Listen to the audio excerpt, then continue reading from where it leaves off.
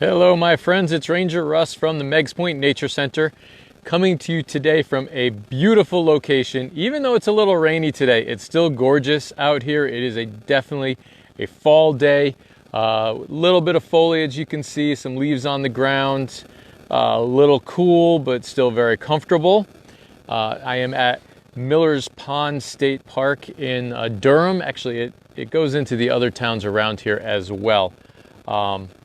But I'm going to show you back to the pond because it's so beautiful here. This is one of the very small state parks that a lot of people don't get to visit. A lot of people aren't even aware that it is a state park. It's about a half hour from Hammonasset, so not a very far trip from Hammonasset. You can see the rain on the water out there. Not a whole lot of rain hitting me right now. It's just a light sprinkle. So a beautiful place to be today. And this is one of those opportunities where I'm just so grateful for my job because I get to visit places like this. And I do enjoy a rainy day. I enjoy it a lot. This is really pretty awesome. I should say I enjoy a sprinkly day. I don't enjoy downpours as much, but this is just beautiful. So lucky to be out here. So the first thing I should say is there are no lifeguards stationed at this park ever. So in the middle of the summer, people do swim out here, and it's swim at your own risk, and we really ask people to take precautions. These rocks, which I'm not going to show you the edge because I don't like getting too close to the edges, but it is against the rules to climb on these rocks. There is a fine, I think it's $75, but I don't know because someone has modified the sign that tells you about the fines. So we really ask people not to climb on these rocks, not to jump off of these rocks. I just think these things are common sense and kind of smart because there are more rocks below these rocks underwater. So it is not the best place to go jumping off of. I'm going to show you something else over here. These are stationed around the park. We have these rescue donuts. I always call them donuts. Rescue rings.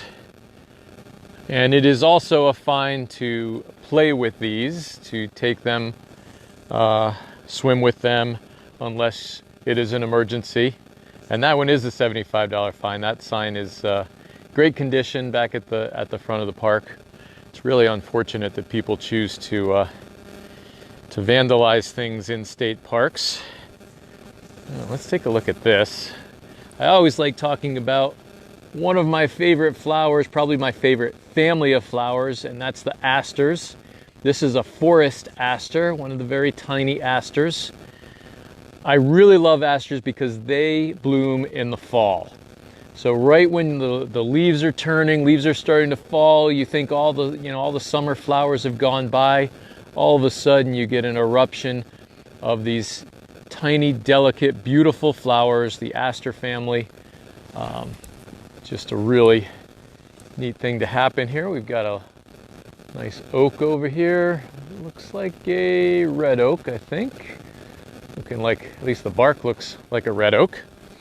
We're going to go along a trail here, and there are lots of little trails again. Many of our parks, especially around ponds, get all these tiny, small trails. And we really ask people to stay on the marked, larger trails instead of creating more and more trails. Here's something I found. I don't know what this is. It's not going to be a well. I mean, it's built on top of a rock ledge. So I don't know if it was built originally as a fire ring. I don't know of many fire rings that they build this close to an edge. Like, in its best condition, you couldn't get many people sitting around it. So I don't know, maybe it was a small water tower. The top is broken off. I don't know how tall it was when it was in good condition. But there's a little curious thing for maybe somebody to investigate. I'm sure someone knows the story behind it. All right, so this trail here goes along the pond. This is a good time to talk about many of the state parks are by water. And I've mentioned his name a couple of times. I'm going to have someone come on and that does a whole talk on him. But Albert Turner was the gentleman that when the Forest and Park Commission was first established by the state of Connecticut, they hired Albert Turner to go around and choose the locations for parks. And he knew a lot of foresight that people of Connecticut wanted water, bodies of water, to be their parks. So they could walk along waterways. Views and vistas were also on his list, but waterways were really important. He actually visited every pond in Connecticut over a certain size, pond or body of water. And again, I'm going to have Al Levere, who is our resident historian for the DEP. He'll come on at some point. I'd like to meet him at a historical park and do a social distance program with him instead of like the Facebook Live sharing screens. So that was a little bit of a rough trail. I was really paying attention to my footing there. Let's talk about these programs. These programs happen Facebook Live Tuesday through Friday at 11. You can find the videos archived at meigspointnaturecenter.org or on the Meigs Point Nature Center YouTube channel. And I'm going to ask everyone to please subscribe to the YouTube channel. Now, I'm not sure if this is a trail blaze or if they were trying to erase a trail blaze and this is no longer something that they want to be a trail. So that's interesting. So if anyone has any questions, put them up anytime. I'll try and answer them as I go. I'm going to take a minute here to see if I've missed any. And I appreciate everyone saying where they're messaging from. So we've got Michigan, Wallingford, Cromwell. Very cool. Thank you. All right. So again, it is a rainy day, but still a beautiful day. These fall days are just fantastic for hiking. You're not going to get overheated. And hopefully you're not going to get too cold. It's still pretty comfortable out. I'm actually kind of looking forward to doing one of these programs in the snow, but I'm not jumping ahead to winter just yet. I really want to enjoy fall since it just started. So the pond here is Miller's Pond, and it's a 30-acre pond. It was built sometime before 1704. So all we know is that it was before that date. So apparently, I'm guessing that they found a record of it being here in 1704. It was already there. So sometime before that, and it was built by Thomas Miller for his grist mill, which was downstream, and this was going to provide water and power for his grist mill. Ooh, man. I almost walked right by this little, this looks like a fishing spot. Fishermen use many of these little places where they can go down by the water. So if I take a look here, I see the water level is down. It looks like at least a foot You can see these rocks are typically going to be covered with water. So we are in a very, I guess we are drought. I'm not sure if it's officially a drought yet, but we are in drought-like conditions here in Connecticut. And again, this park is mostly in Durham. Look at that view. Don't know that this would be a very good fishing spot, though. I think it would be pretty difficult to get a cast out of here. I've got shrubs all the way around me. How deep is the pond? Great question. And this was one of the ponds that I did not find. They usually list that on the deep site, and it was not on the site for my research. This is one of the parks. I have visited this park in the past, but I really didn't know a whole lot about it. A few years ago, we did something called the Sojourn, where we crossed Connecticut on, I think it was 2013 was the first one, or 2014. We crossed Connecticut on bicycles, visiting state parks as we went. And this was one of the places that we visited along that trip. Something to note here, when you're circling a pond, and this may be the reason that blaze was taken out, is they don't want people walking on the roots. When you go around a pond, all of these roots are what hold and keep the bank established. And you can see the wear that happens from people walking on the roots. They get worn off to the side of the trail. You can't even see the roots. They're going to be covered by the leaf litter. In most cases, also covered by some soil. But where the trail is, the softer organic soils get worn away and it exposes the roots.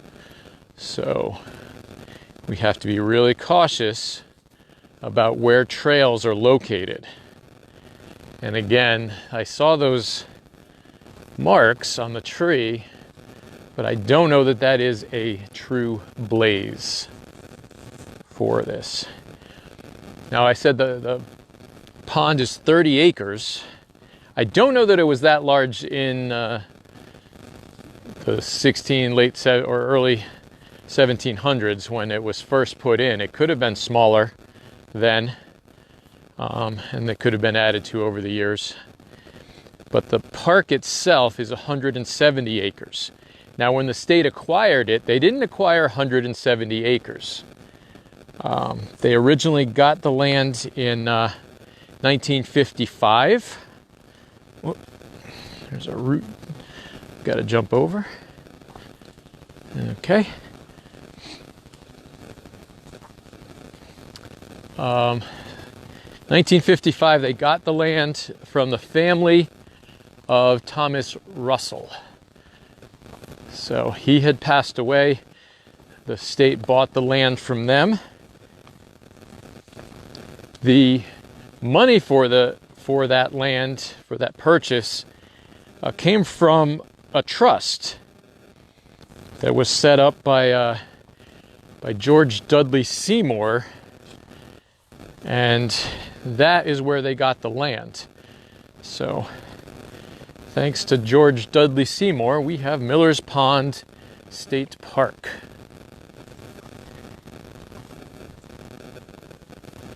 Now, here's something I hate to see. I'm going to stop for a second and talk about what you should not do in a state park.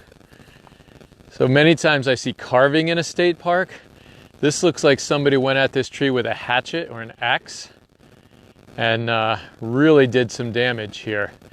Now, it looks pretty old, and it looks like the tree is starting to heal itself. But what this does, there's two reasons why we don't like it. First of all, you're damaging the tree. But the second thing is it gives someone else the idea, and somebody else might do this, and then the tree will never be able to recover. So, it's not just the damage that you're doing, it's also sort of a sign that it's okay to do that damage. So I think it works the same with litter. If you leave litter, then the next person that comes along, they think, oh, it's already there, it's all right, no big deal, that kind of thing. So it sort of compounds itself. let's show you where we're gonna climb up this little. So this is not the easiest trail to go on, so something to consider if you want to hike out here. There is an access road that is wide. It's actually a dirt road that you can hike all the way out to the point where I started, and I'll show you. We're going to join up with it at some point here. Whoa, don't want to walk past these. Well, mixed in here, there's a couple of things here. We've got greenbrier or catbrier or bullbrier. It has 3 different names in here. And see those spiky thorns on there? They will hook right into you. Sometimes the tip breaks off and gives you a little sliver. Let me put my finger behind it so you can see that thorn. Okay. This is a typical thing when a field is transitioning into a forest. This is one of the plants that will grow in there. But most of these reddish leaves that you're seeing back here are blueberries. Low bush blueberry. And obviously we're way past the time for blueberries. I want to say too that the high bush blueberries I have around the nature center did not produce blueberries this year. And if they did, then I've got some rascally birds that ate them before I could even see them. Which is entirely possible. That's really why we plant blueberry and winterberry, serviceberry. Those are for feeding animals, not for feeding me, not for feeding rangers.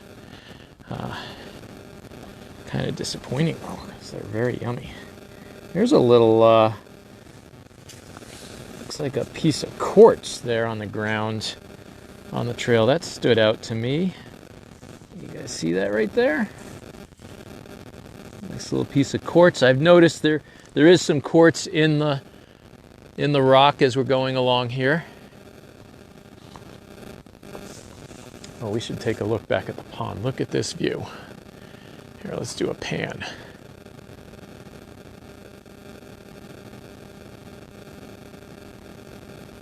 Look at that view.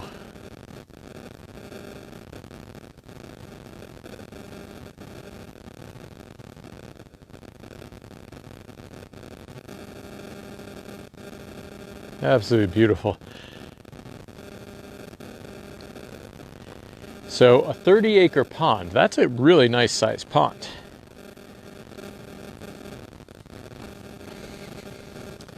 Now in 1955, when the property was purchased, we still had the Connecticut Forest and Park Association, Connecticut Forest and Park, I'm blanking on the word. Words are tough sometimes. Take a look at that cliff. Park and Forest Commission. That's not the right word. Anyway, and that initial purchase, 1955, they added land to this park to get it up to the 170 acres until 1972, when the Department of Energy and Environmental Protection was founded or formed. So that park commission became an actual department within the state of Connecticut. Parks were included in that. So land was added to this over the years. Ooh, take a look at that. See that hole right there in the tree? Great little place for an animal to hide out. Let's get a closer look. Oh. Speaking of blueberry, this is a high bush blueberry that I'm ducking past, and we've got some nice little ferns right there.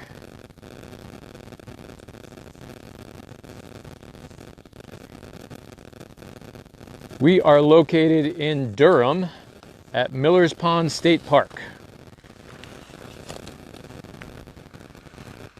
Can anybody see anything in the hole there? Probably really dark. That's a good place for an owl maybe to build a nest. Got a little leaf litter in the bottom there. I don't think that would be a good place for a squirrel. Although I guess you pack enough leaves in there, it'd be okay. But I think water would flow into that on a rainy day like today. All right, let's, anything else around here I want to talk about?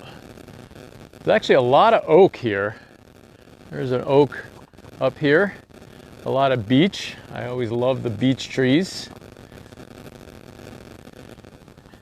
And then we've got some maple. Let's look at the reddish color there. That's the maple. Looks like, I'll tell you what it is when I get closer.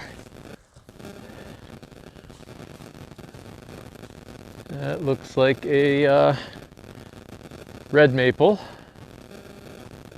Look at the view. All right, how many of you wish that you were here at this pond today, even if it's raining? This is beautiful. Now I should mention, there are lots of Miller's ponds around Connecticut. And the reason for that is everywhere that a mill was built, first of all, the miller, the person that ran the mill, usually was the one that made the pond, so it was his pond. So they called them Miller's Ponds. I know where I went to school, there was a Miller's Pond near there. And there are Miller's Ponds across Connecticut, but this is Miller's Pond State Park. And thankfully, we don't have any other Miller's Pond State Parks. Look at how nice it is when we move into the cover. So all of these leaves, none of these leaves have changed yet. These are all still really green. If you came in here now, you wouldn't even know it was fall. There's hardly any leaves on the ground. The leaves in the trees all around me are, I think that's sweet pepper all around me here. Yeah,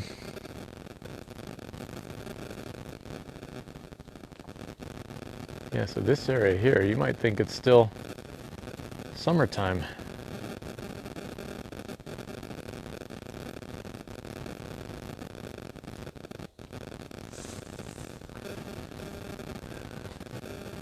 Nancy says it looks like a park that she visited in Canada.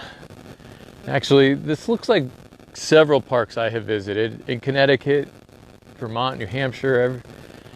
I think every place has a really nice pond that you can walk around for a nice Cape Cod. They don't have as many hills though on the Cape Cod one, but there are some rocky ledges there. All right, so I mentioned that we would be coming out on a road. So if you can't walk those rougher trails, you can stay on this access road, and it will take you off in that direction, and it circles right around to that area where we started.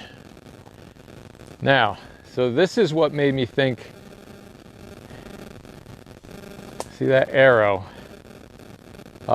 When I first walked out here, I saw that and thought, okay, there's a white trail that goes this direction.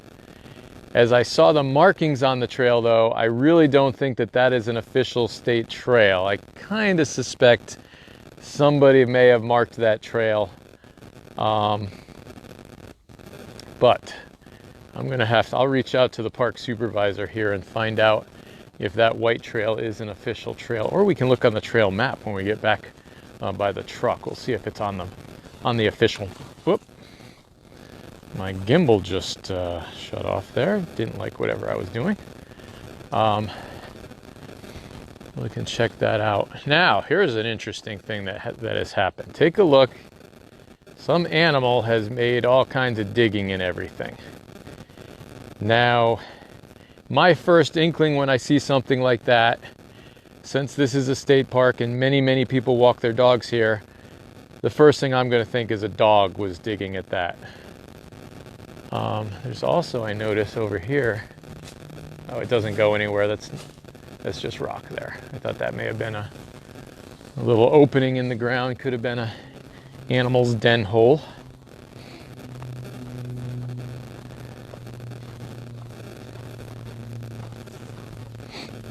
Now, I want to remind everybody, tomorrow, 10 o'clock, this is going to be exciting.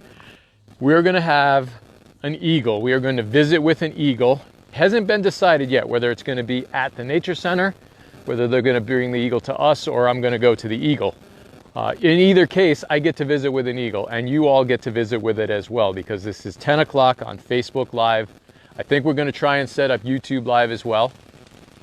If we can get a computer out there, we'll be able to do that.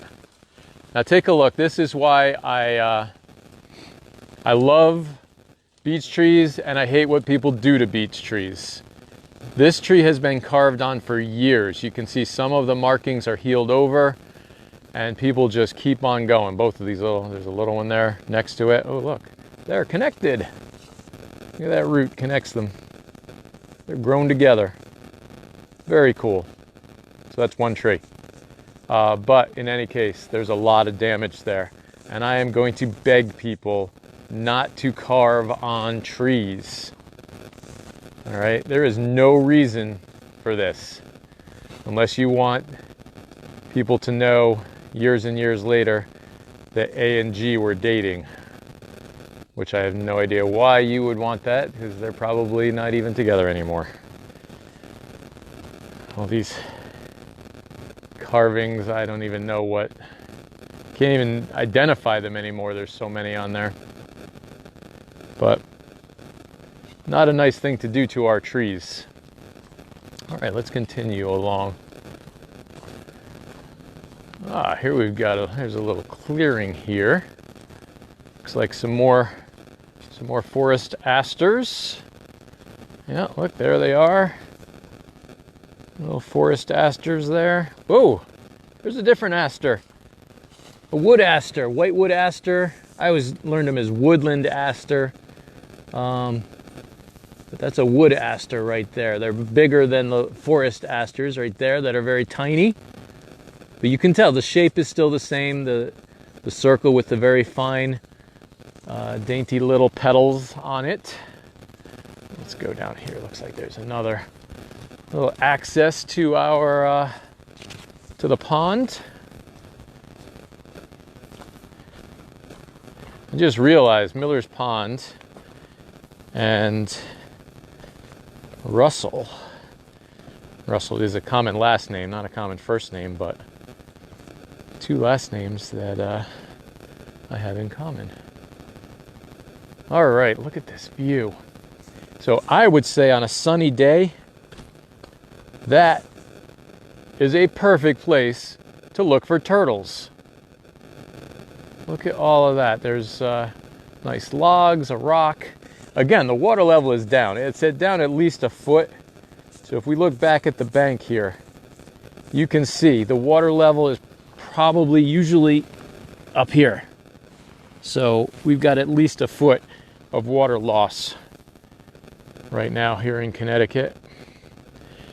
This is a good time to talk also about forest fires. So this is not a great time to have a campfire out in a forest. Oh, my gimbal is not liking something that's going on here, so we're going to turn it off.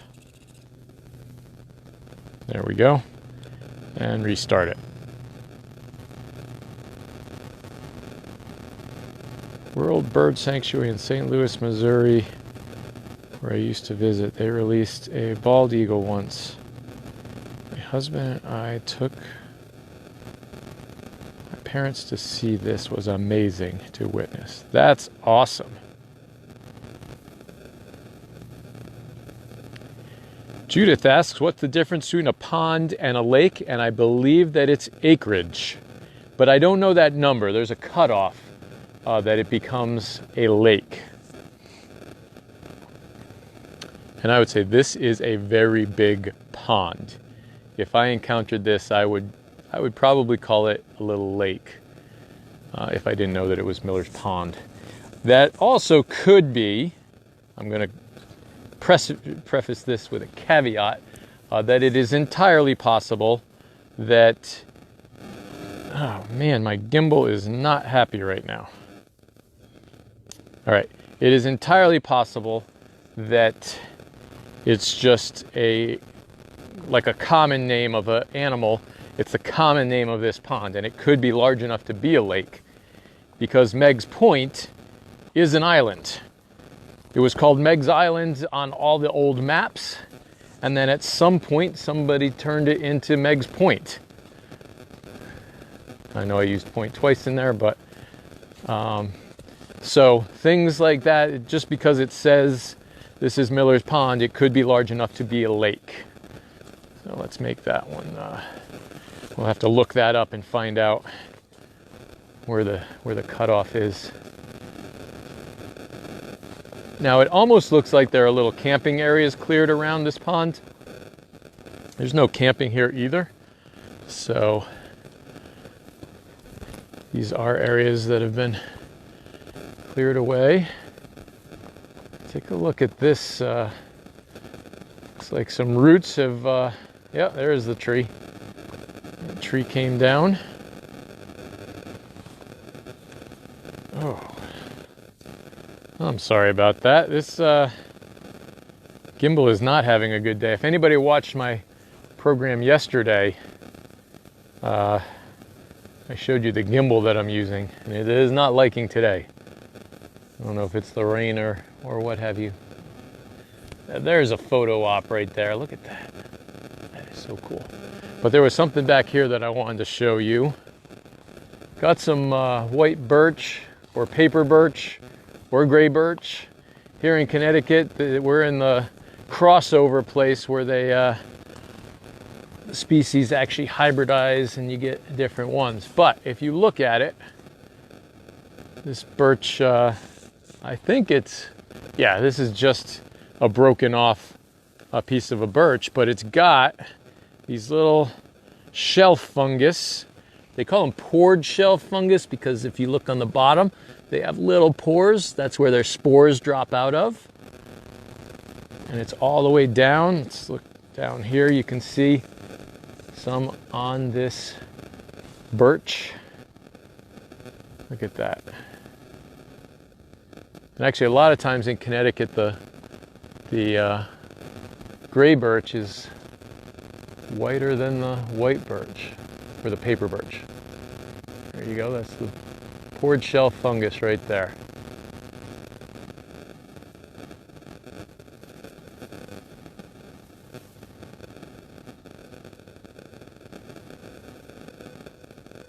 Oh, we've got somebody looked up, I think looked up. Lakes are deeper than ponds. 5 acres, ton 20 acres is a pond. 2, maybe it's 20 acres is a pond. So 5 to 20, so we are a little large for a pond then, because we're at 30 acres here.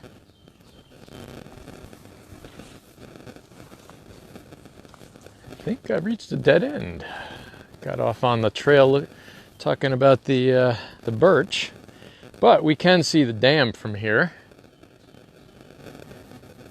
Now I'm really gonna, all right, I'm not gonna guarantee because I don't guarantee anything, but I'm gonna say that that is probably not what the dam looked like in 1704 or prior to 1704 when it was first put in. This looks like a great place to go fishing here. There's plenty of room to get a good cast. Ooh, I want to show you that. Look at that. Look at this tree. So we've got a birch tree, black birch, and the roots have had to grow across the rock and then down so that this tree can really get enough nutrient exchange. Remember, roots bring water up to the leaves, water and nutrients from the soil up to the leaves, and then the leaves send nutrients down. There's trash out here.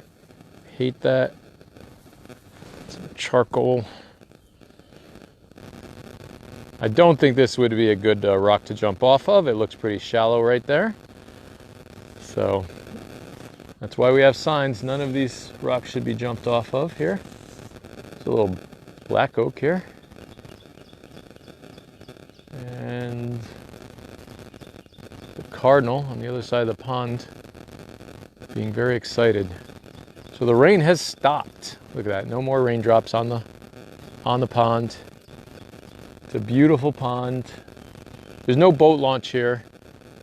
Although I don't know that there's a rule against if you carried a kayak down, you may be able to carry and launch. I'm gonna just grab this trash here.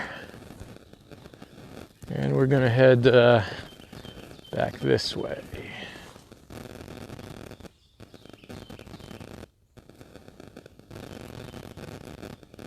All right, got some questions. If the mushrooms can you eat them? What do they taste like? I don't know if the poured shelf is edible or not. So I've never tried them, and I don't know what they taste like. And I do not try things that I am not positive about. So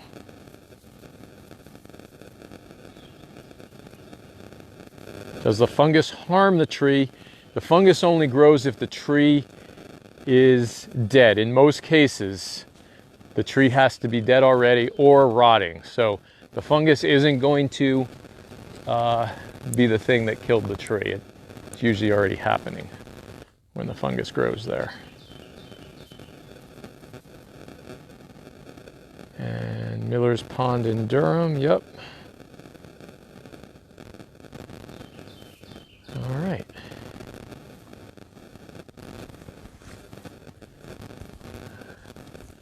Trying to get back onto a main trail here. Ah, here's something. So this evergreen we have here looks like a stunted hemlock. Yeah, the tops are broken off, but I think that's the first hemlock I've seen. Here we go, back on the trail.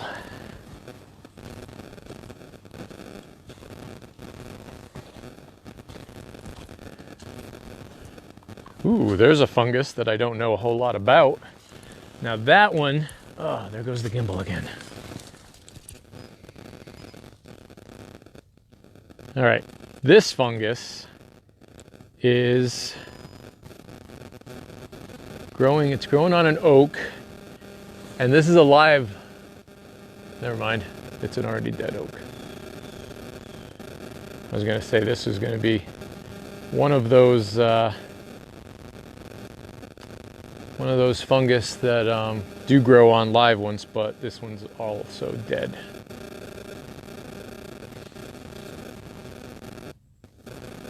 All right, let's keep going.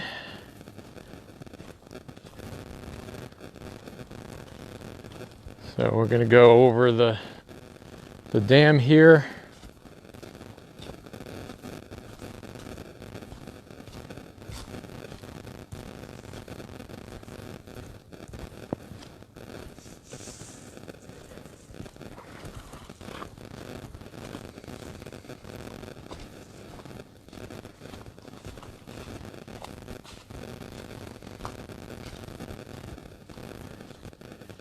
Kind of funny on a rainy.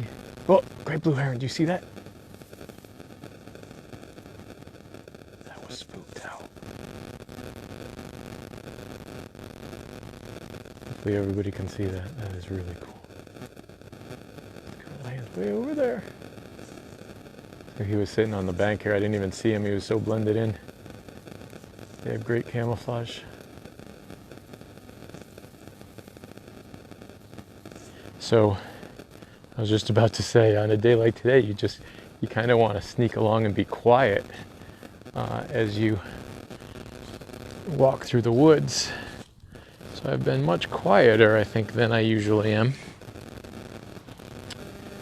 Just want to set that bottle down there, and we're going to talk about these chicory growing here. Those purpley flowers there. We've got a lot more asters, like forest aster, chicory, more forest aster. There's some ragweed in there. There's some good chicory over here, and the chicory was used like a coffee-like drink by the Native Americans. That's really cool. And that plant with the little balls on it, I believed it is one of the non-flowering dogwoods. Like, it doesn't look, maybe it is a red stem dogwood.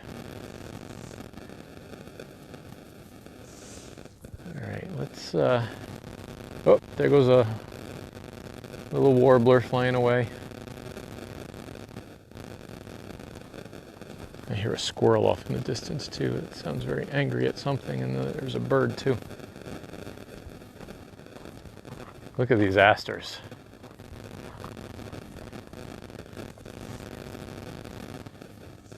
Look at that. See how big they get when they're growing out in the open sun? So I think this one up top is a forest aster, and down below there we've got the wood asters.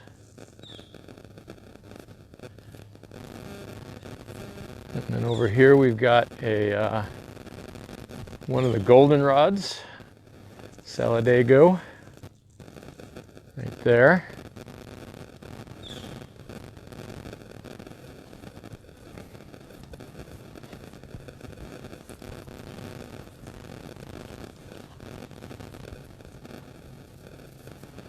And a blue jay. Someone was just asking about the birds. There are so many birds calling right now. There's a blue jay in this tree right here that was, oh, there it goes. That was just squawking a little bit. Blue jays actually, most people think they've just got a really annoying call. They actually do have a very beautiful call that they can use. But they don't use it very often. I think they use the alarm call much more often than the beautiful call.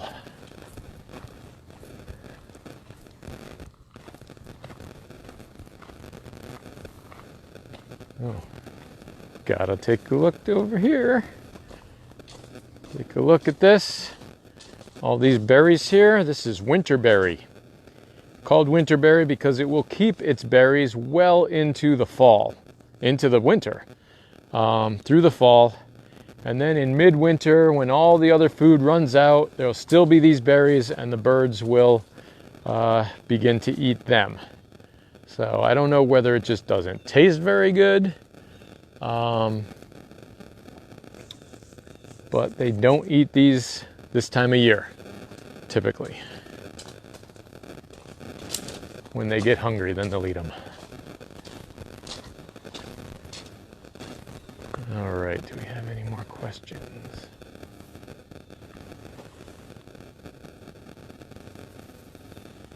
Relocate the phone, yeah. I think it's just when I'm tipping the gimbal down and trying to use the joystick at the same time. But the gimbal doesn't like to do that. Oh.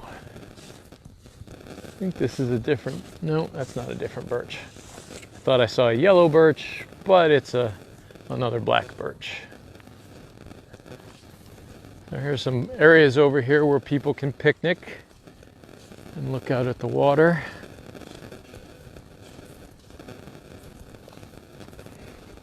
Again, there's no beach here, and there's no lifeguards. So it's a swim at your own risk location. And this looks like an actual fire pit. Right there. All right, let's see if we can go over and find where that great blue heron went. I don't want to scare it away.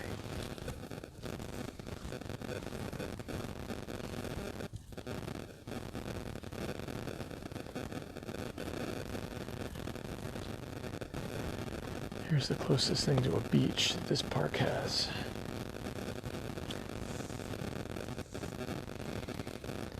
Which is really just a washout. I don't see the great blue is over there somewhere. Or it was last time I saw it.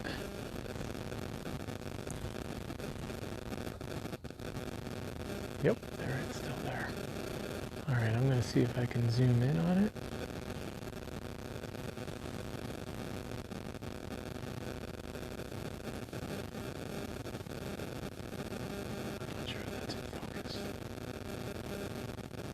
Let's go a little closer.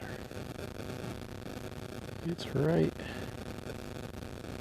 to the right of the biggest tree there, way off in the grass.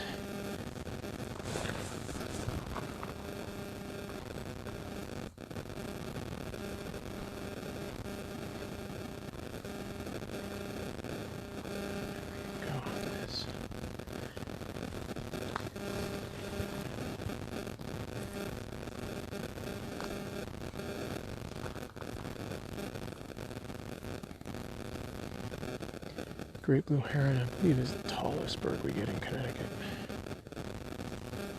Most of the year, they're not really blue, they're more of a gray color.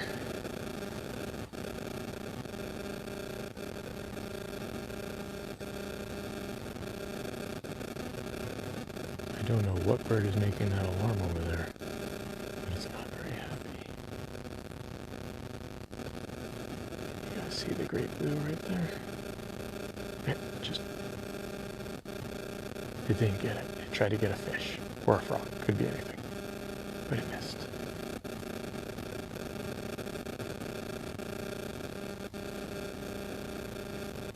There we go. Right about in the middle of the screen right now.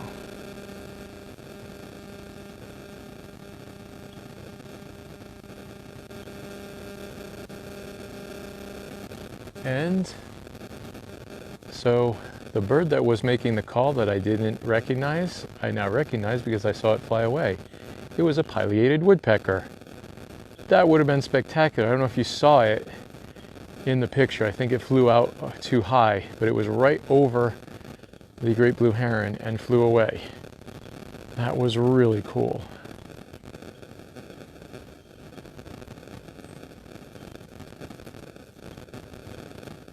Someone's talking about the virus that killed off many of the corvids, the blue jays and crows. West Nile actually is doing that. Not so much this year, but in past years we've had some pretty bad. Let's see, sound is static. Oh, I must have moved into a spot with bad reception. Let's try. Disconnect the microphone, see if that's any better. I have a feeling that it's just my location, but I'm going to move back over here. So pileated woodpecker and the great blue heron, two awesome birds today.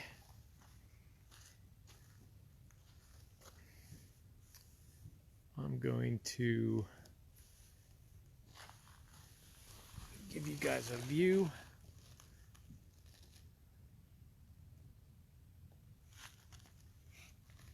So again, this is Ranger Russ from Miller's Pond State Park.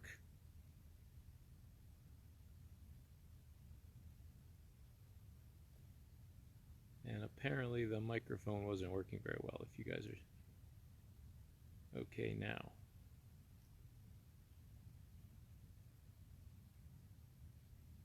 Actually, the microphone may have been pulled out a little bit when the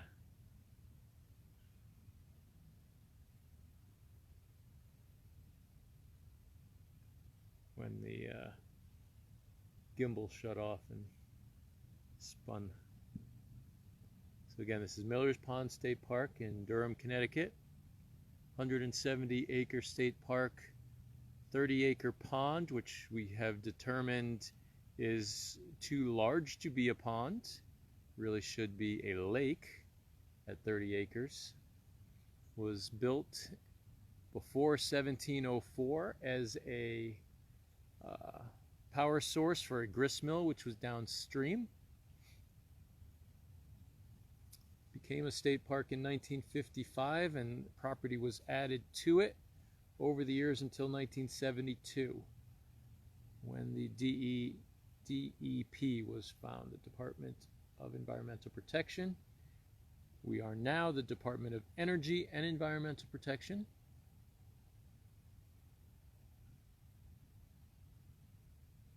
Now, I hope that you all enjoyed this program. Hopefully we had a good reception for most of the program.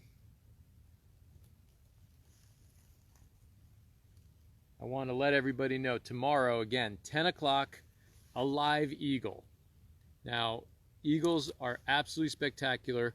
We're going to be talking about the eagle itself, but we're also going to be talking about the significance to Native Americans, because our 4 programs that we've got on Saturdays in October are focusing on Native American experiences to some degree or another. So some of them are going to be far more Native American, and others are going to be a little bit, of nature thrown in with the eagle. Tomorrow, 10 o'clock, Facebook Live, maybe YouTube Live. We'll see if we can get a computer. It depends on where we're going to set up, but we might be able to do that as well. So I hope everyone is enjoying these programs. I'm going to keep them coming to you Tuesday through Friday at 11 o'clock. If you miss a live program, you can see them when they're put up on the website, meigspointnaturecenter.org. There is also additional educational materials on the website in the Virtual Learning Center. Lots of things that you can use in your classroom or in homeschool. There are vocabulary lists and word searches, and we might actually be putting up some quizzes. We're going to see if we can figure out a way to do a jot form quiz and maybe put some of those up as well. So again, thank you all for tuning in, and please subscribe to Meigs Point Nature Center YouTube channel.